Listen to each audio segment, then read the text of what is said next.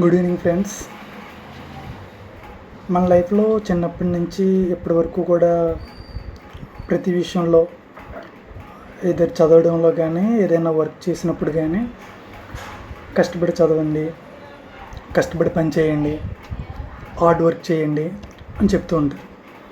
కానీ యాక్చువల్గా hard work చేయడం అంటే గుడ్డుగా హార్డ్ వర్క్ చేసుకుని వెళ్ళిపోవడమేనా, లేకపోతే ఇంకేమన్నా కన్సిడర్ చేయవలసి ఉందా అంటే మనం హార్డ్ వర్క్ చేసేటప్పుడు కూడా కొన్ని కన్సిడర్ చేయాలి.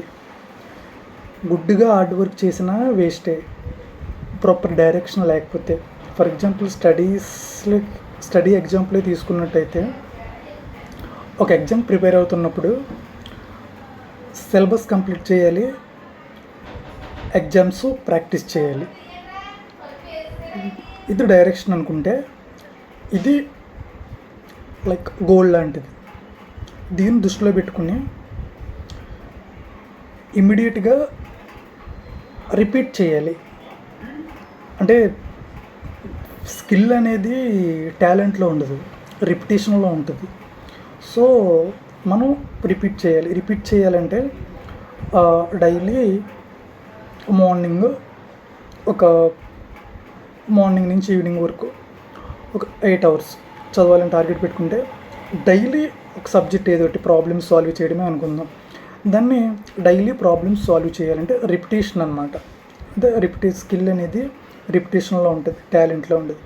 తర్వాత 100% ఫోకస్ పెట్టగలగాలి. High intensity.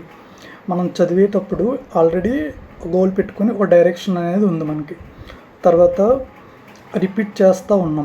రిపీట్ చేసేది కూడా చాలా 100% మన ఫోకస్తో మనం చేయగలగాలి. హై ఇంటెన్సిటీ చేసే వర్క్ కూడా. నెక్స్ట్ ఏంటంటే, ఇంటెన్స్గా చేసిన తర్వాత ఆ చేసే క్రమంలో మనం చాలా మిస్ అవ్వవలసి ఉంటుంది.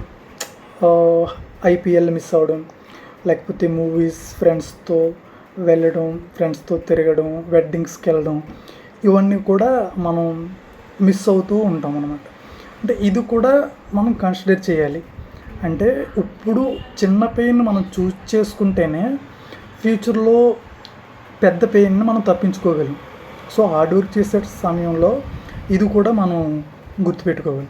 ఫైనల్గా గుడ్డుగా హార్డ్ వర్క్ చేస్తే సరిపోదు, ఎవాల్యుయేట్ చేయాలంటే చదివింది ఇదంతా కూడా మన ఎగ్జామ్స్ టెస్ట్ రాసి ఎంతవరకు మన హార్డ్ వర్క్ అవుతుంది, ఎక్కడైనా ఇంప్రూవ్ చేయాలా ఏంటన్నది ఐడెంటిఫై చేసుకోగలగాలి ఎవాల్యుయేషన్ ద్వారా.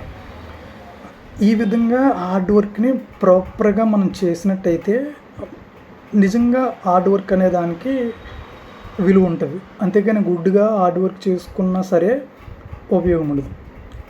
Okay, thank you.